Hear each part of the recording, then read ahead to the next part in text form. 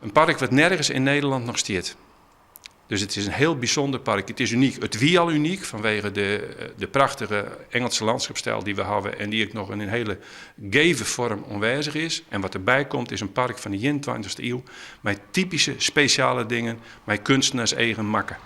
Alle ontwerpers hebben in het verliezen wichtige prijzen won. Ze werken graag mee om ze sarre kans krijgen met oren kunstenaars en architecten geer te werken. Dat gebeurt oors haast net. Beziekers kunnen in het nieuwe park onder oren ondervinden hoe waar het is in Nieuw-Zeeland.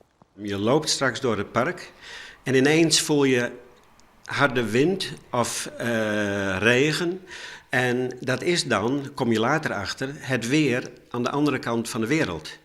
Dus dat kan natuurlijk alleen maar met internet. Dus nu kunnen wij straks, als we Vijversburg binnenlopen, kunnen we ineens het weer voelen van onze tegenvoeters.